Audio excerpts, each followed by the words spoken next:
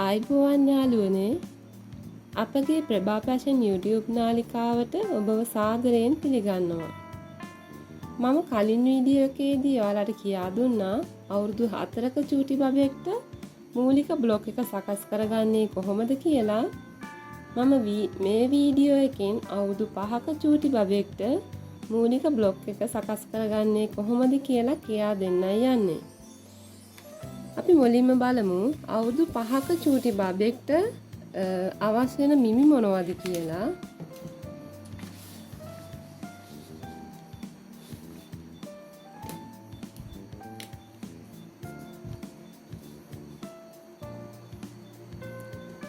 අත්‍රහිත මේ ආකාරයේ ඇඳුමක බ්ලොක් එකක් තමයි මම කරන්නේ.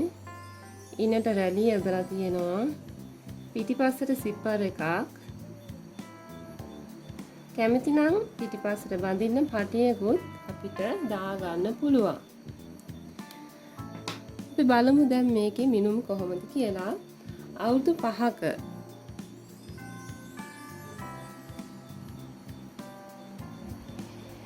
බබෙක්ගේ උරහිස මිනුම වෙන්නේ අඟල් 10යි.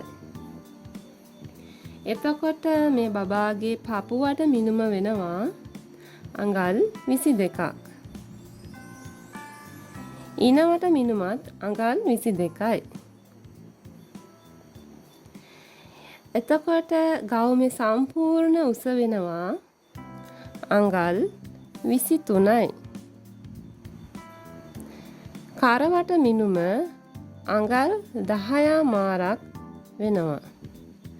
මෙන්න මේ මිමි ආශ්‍රයෙන් තමයි මම මූලික බ්ලොග් එක සකස් කරන්නේ. අපි බලමු බ්ලොග් එක සකස් කරගන්නේ කොහොමද කියලා.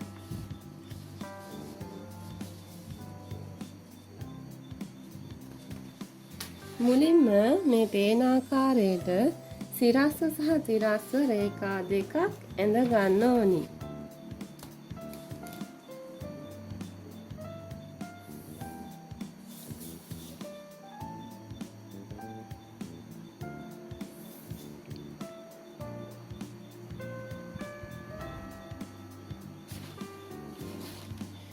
මේ බබාගේ කර පළල වෙනවා අඟල් 2යි කාලක්.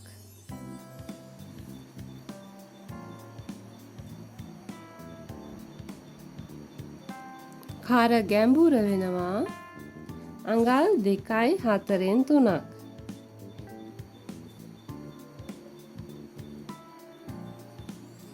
අපි දැන් මූලික කර ඇඳගමු.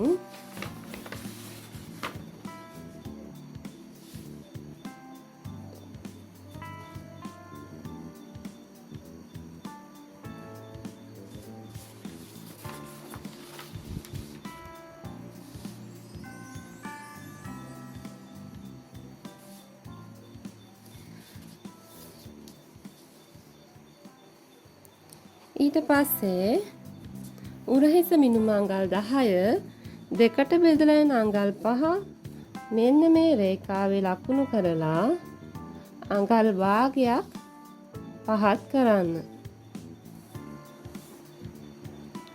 ඉන් පස්සේ උරහිස ඇල රේඛාව මෙන්න මේ ආකාරයට ඇඳ ගන්න. ඒ උරහිස ඇල රේඛාව ඇඳගත් ලක්ෂයේ ඉඳන් පහළට නැවත අඟල් 5ක් ලකුණු කරලා මූලික අත්කට රේඛාව මෙන්න මේ ආකාරයට ඇඳ ගන්න.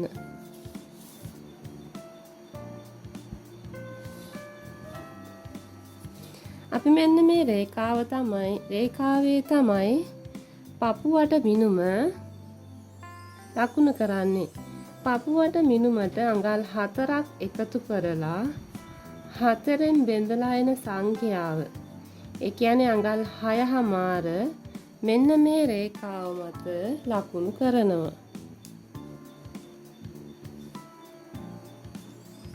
අඟල් 6මාරයි. මූලික අත්කට අපි මෙන්න මේ ආකාරයට ඇඳ ගන්න.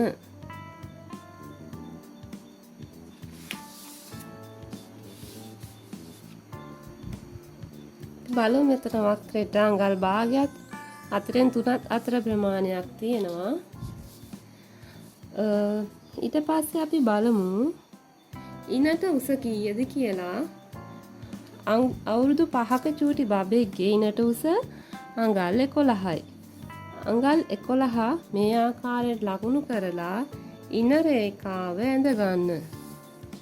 අපි ඉන රේඛාව මත තමයි ඉනවට මිනුම ලකුණු කරන්නේ.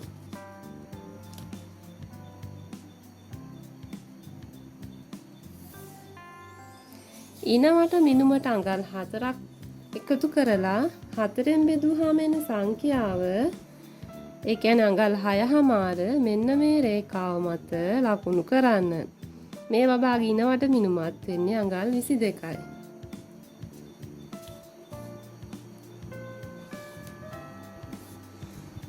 අඟල් භාගයක් ඉහළට ලකුණු කරලා ඉන හැඩ කරගන්න.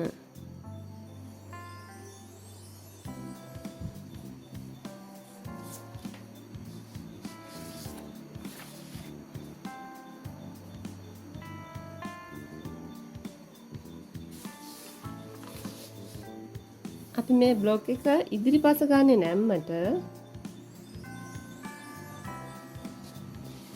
මේ තමයි අවුරුදු 5ක චූටි බබෙක්ගේ ඉදිරිපස බ්ලොක් එක.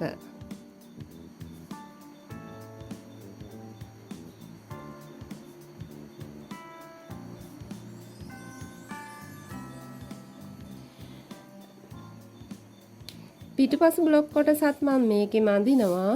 මම මේ රතු පාට පෑනෙන් තමයි ඒක අඳින්නේ. පිටුපස බ්ලොක් එකේදී අපිට වෙනස් වෙන්නේ පිටුපස කර ගැඹුර විතරයි. අනිත් කිසිම දෙයක් වෙනස් වෙන්නේ නැහැ. මම පිටුපස කර ගැඹුර අඟලක් විදිහට ගන්නවා. අඟල් 1යි. ඒ අඟල මෙන්න මේ ආකාරයට ඇඳ ගන්නවා.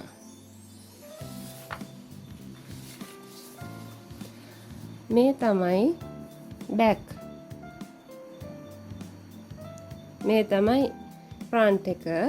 අපි මේක කපා ගන්නකොට කරෙන් අඟල් කාලයි ඉතිරි සෑම තැනකින්ම අඟල් භාගයක් තියාගෙන කපා ගන්න ඕනි. පිටිපස බ්ලොක් කොටස අපි කපා ගන්නකොට සිපර් එක සඳහා අඟලක් ඉදිරිපසින් තියලා තමයි බ්ලොක් එක කපා ගන්න ඕනි. ඉදිරිපසට අඟලක් තියන්න එපා. ඉදිරිපස ගන්න අපි නැම්මට. අපි බලමු කොහොමද කපන්නේ කියලා. මම මේ කපන්නේ ඉදිරිපස කොටස.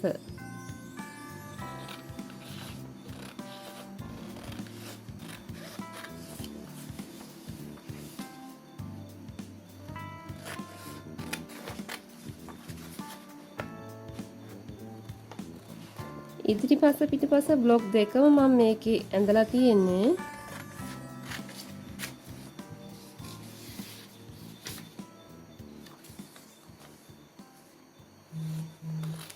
මම පිටිපස බ්ලොක් කොටස මුලින් කපා ගන්නවා. මේ තමයි පිටිපස බ්ලොක් කොටස. මේ පිටිපස්සෙන් තියන්න ඕනි සිපර් එක සඳහා තියෙන අඟල වල කැමති නම් අඟල් භාගය ගන්නත් පුළුවන්. අපි ඉදිරිපස බ්ලොක් එක කපනකොට මේ ඉදිරිපස අඟලයි මේ කර මෙතනනුයි කපලා අයින් කරනවා. මං හිතනවා මම කියා දීපු දේවල් ඔයාලට පැහැදිලි වෙන්නේ නැති කියලා. මම ඊළඟට කරන්න අදහස් කරගෙන ඉන්නවා අවුරුදු 6ක චූටි බබේගේ බ්ලොක් එක කොහොම සකස් කරගන්නේ කියලා. අපි එහෙනම් ඊළඟ වීඩියෝ එකෙන් නැවත හමු වෙමු. එතකන් ඔයාලට සුබ දවසක්. Bye.